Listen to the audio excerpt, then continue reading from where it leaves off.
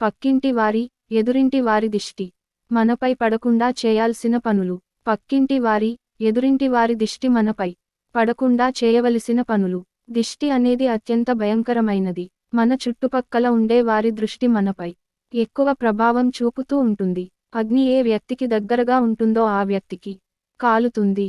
కానీ అగ్ని దూరంగా ఉన్నప్పుడు ఆ వ్యక్తిపై ప్రభావం చూపించదు. ఈ విధంగా ప్రతిరోజు మన చుట్టుప్రక్కల ఉండే వారి దృష్టి వలన మన జీవితంలో సమస్యలు రావడం, ఆర్థిక ఇబ్బందులు మొదలవడం, అనారోగ్య సమస్యలు రావడం, అప్యలు బాధలు పెరగడం, జీవితంలో పతనం కావడం జరుగుతూ ఉంటుంది.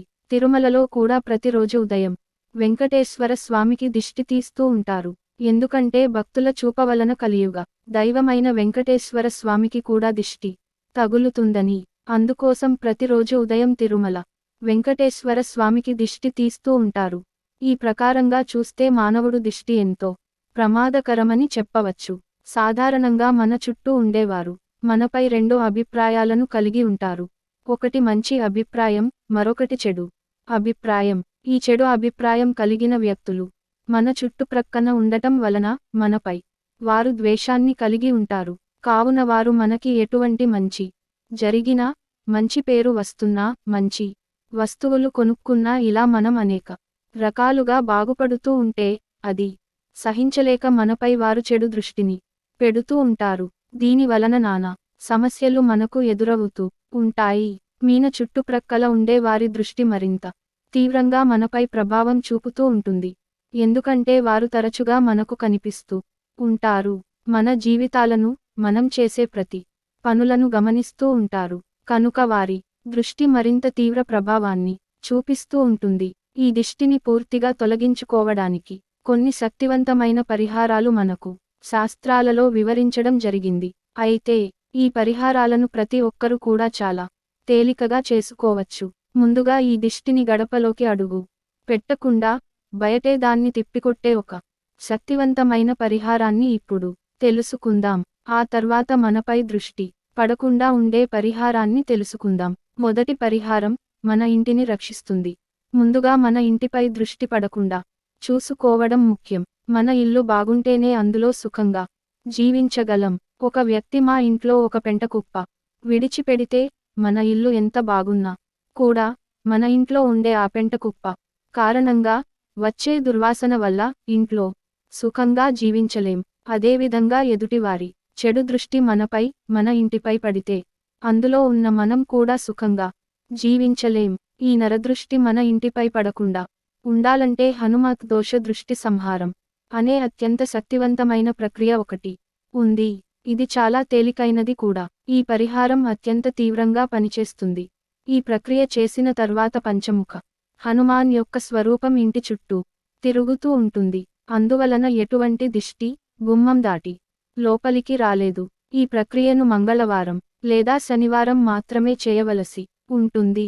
ఈ ప్రక్రియను ప్రతి వారం చేసుకోవచ్చు, లేదా మనకి ఉండే శత్రువులను బట్టి నెలకు ఒక్కసారి అయినా చేసుకోవడం మంచిది. మంగళవారం ఉదయం స్నానం చేసి పంచముఖ ఆంజనేయస్వామికి పూజ చేయాలి. ఇప్పుడు ఆంజనేయస్వామికి ఎదురుగా ఒక రాగి చెంబులో నీళ్లను ఉంచి దానిలో ఒక తమలపాకును ఉంచాలి. ఆ రాగి చెంబుపై కుడి చేతిని ఉంచి శ్రీ పంచముఖ ఆంజనేయ స్వామి మహా మంత్రాన్ని 24 సార్లు జపించాలి. మహా మమ రక్ష రక్ష శ్రీరామదూతం ఆవాహయామి అనే మంత్రాన్ని 24 సార్లు జపించాలి. తర్వాత ఈ నీటిని తమలపాకుతో ఇంటి చుట్టుప్రక్కల చల్లుతూ వచ్చి చివరిగా ఇంటి ముందు చల్లి ఆ నీరు పూర్తిగా అయిపోయే వరకు ఆ తమలపాకును ఉపయోగించి ఇంటి ముందు చల్లుతూ ఉండాలి. ఇంటి చుట్టూ తిరిగి చల్లుతున్న సమయంలో మనం ముందుగా పూజ చేసిన పంచముఖ ఆంజనేయస్వామిని కూడా మనతో పాటు తీసుకువచ్చి ఇంటి చుట్టూ తిప్పుతూ ఆ నీటిని చల్లుతూ ఉండాలి. అందువలన ఈ ప్రక్రియకు ఇంట్లో ఉండే మరొక వ్యక్తి సహాయం తీసుకోవడం మంచిది. ఒక గుహను ఇంటి చుట్టూ తిప్పుతూ ఉంటే ఆ నీటిని చల్లడానికి వీలుగా ఉంటుంది. ఈ ప్రక్రియను ఒక్కరే చేసుకోవచ్చు లేదా ఇంట్లో వారి సహాయంతో చేసుకోవచ్చు. పొరపాటున కూడా ఈ ప్రక్రియను పక్కింటి వారితో కాని, బంధువులతో కాని చేయించకూడదు. కేవలం ఈ ప్రక్రియను ఇంట్లో ఉన్న దంపతులు, వారి సంతానం మాత్రమే చేయాలి. ఇప్పుడు ఆ తమలపాకును ఇంట్లోకి తీసుకువచ్చి దానిపై గంధంతో శ్రీరామ అని రాసి శ్రీరాముడి పాదాల వద్ద పెట్టండి. ఈ ప్రక్రియ బ్రహ్మ ముహూర్తంలో మాత్రమే చేయాలి. ఈ ప్రక్రియను నెలకి ఒక్కసారి చేసినా సరిపోతుంది. ఇది అంతటి శక్తివంతమైన ప్రక్రియ.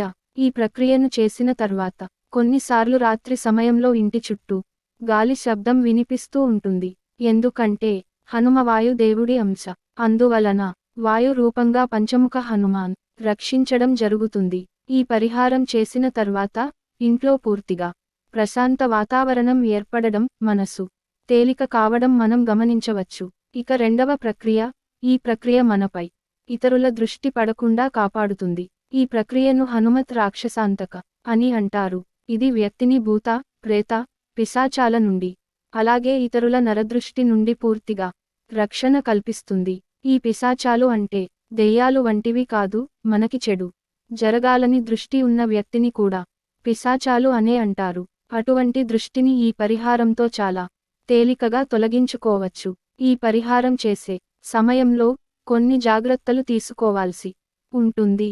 ఈ పరిహారం చేసే ముందు 1 వారం లేదా 3 రోజులు రామ నామాన్ని జపించాలి. అప్పుడే ఈ పరిహారం చేయడానికి అర్హత లభిస్తుంది. ఇలా ఎందుకు చేయాలి అంటే రామనామాన్ని జపిస్తే సకల పాపాలు తొలగిపోతాయి. అలాగే ఆంజనేయ స్వామి అనుగ్రహం పొందాలంటే ముందుగా రాముణ్ణి ఆరాధించాలి. పురాణాలు ప్రకారం రామనామం ఎక్కడ వినిపిస్తుందో, ఎవరు రామనామాన్ని స్మరిస్తూ ఉంటారో వారికి సజీవ రూపంలో ఉంటాను, వారిని నేను అనుగ్రహిస్తాను అని హనుమంతుడు శ్రీరాముడికి మాట ఇచ్చాడు. అందుకే ఈ ప్రక్రియకు ముందు వారం రోజులు లేదా 3 రోజులు గాని తప్పకుండా రామ నామాన్ని జపించాలి అని నియమం ఉంది. చాలా సులువైనది. రోజూ 10 నిమిషాలు కూర్చుని రామనామం జపిస్తే సరిపోతుంది. ఇలా చేయడం వలన మనలో పాపాలు నశించి రాముడు అనుగ్రహం లభిస్తుంది. ఈ రామనామం జపించే సమయంలో పైకి జపించవచ్చు లేదా మనసులో జపించుకోవచ్చు. ఈ ప్రక్రియకు ముందు రోజులలో ఎంత ఎక్కువగా రామనామం జపిస్తే అంత మంచిది. ఎక్కువ సమయం చేయలేని వారు కనీసం రోజుకు 10 నిమిషాలైనా జపం చేయడం మంచిది. ఇలా రామనామ జపం 7 రోజులు పూర్తి అయిన తర్వాత మరుసటి రోజు ఉదయం బ్రహ్మ ముహూర్తంలో లేచి స్నానం చేసి మరోసారి 10 నిమిషాలు రామనామ జపాన్ని జపించాలి. ఇప్పుడు ఒక ఎర్రటి దారాన్ని 5 సార్లు చుట్టి దాన్ని ఒక తాడుగా చేయాలి. ఈ ఎర్రటి దారం పంచముఖ ఆంజనేయ స్వామికి ప్రీతికరమైనది. ఈ ఎర్రటి దారాన్ని కుడి చేతిలో ఉంచి ఈ మంత్రాన్ని జపించాలి. మహాబలాయ వీరాయ శత్రున్నాశయ నాశయ అనే మంత్రాన్ని 12 సార్లు జపించాలి. తరువాత ఆ దారాన్ని కుడి చేతికి కట్టుకోవాలి. లేదా మగవారు తమ మొలతాడుకు, ఆడవారు తన మెడలో ఉన్న తాళికి ఈ దారాన్ని కట్టుకోవచ్చు.